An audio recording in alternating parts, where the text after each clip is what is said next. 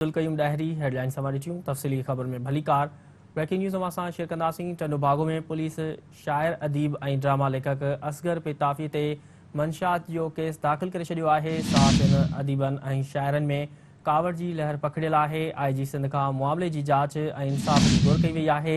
Breaking news असां share करे आहियूं। टंडो बागो में पुलिस शाइर अदीब ऐं ड्रामा लेखक असगर पिताफ़ीअ ते मंशात जो केस दाख़िल करे छॾियो। सहाफ़ियुनि अदीबनि ऐं शाइरनि में कावड़ जी लहर पकड़ियल आहे। IG सिंध खां मामले जी जांच ऐं इंसाफ़ जी घुर कई वई आहे।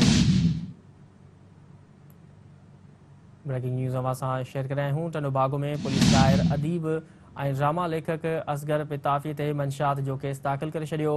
सहाफ़ियुनि अदीबनि ऐं शाइरनि में कावड़ जी लहर पकड़ियल आहे। IG सिंध खां मामले जी जांच ऐं इंसाफ़ जी घुर कई वई आहे।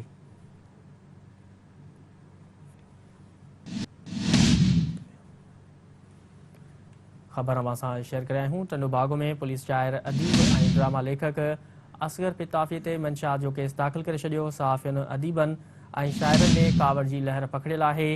IG सिंध खां मामले जी जांच ऐं इंसाफ़ जी घुर कई वई आहे।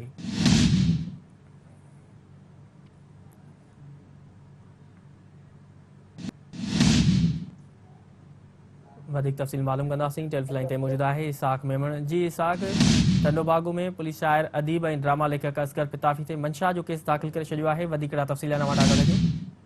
हाँ जी बिल्कुल। टंडो बागो पुलिस DSP टंडो बागो की अगवानी में अॼु सिंध TV जे ड्रामा लेखक नौजवान शाइर अदीब असगर पिताफ़ी ते जेको आहे मुनशाद सफ़ीना करण जो जेको आहे पूरी FIR दाख़िल कई आहे। इन सिलसिले में जेको आहे राब्तो कंदे असगर पिताफ़ी चयो मूंखे इन बारे में का बि ॼाण न आहे त आऊं इन जेको आहे धंधे सां लाॻापियल ई न आहियां।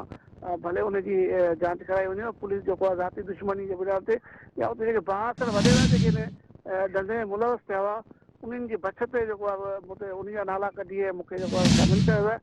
इहो ॿुधाईंदो आहे टंडो बागो पुलिस जेको आहे 3 लख रुपया वठी जेको आहे जेके मुख्य माण्हू आहे उन्हनि खे जेको आज़ादु करे छॾियो बग़ैर FIR जो। पर जेको आहे नौजवान शाइर अदीब असगर पिताफ़ी जो नालो उन FIR में शामिलु करे उहा FIR मथे कटी वई आहे। इन सिलसिले में टंडो बागो पंजड़ियो मलकानी जुडो जे सहाफ़ियुनि शाइर अदीबनि जेको आहे एहतियात कयो आहे उते जेको आहे कावड़ जी लहर बि छायल आहे। जी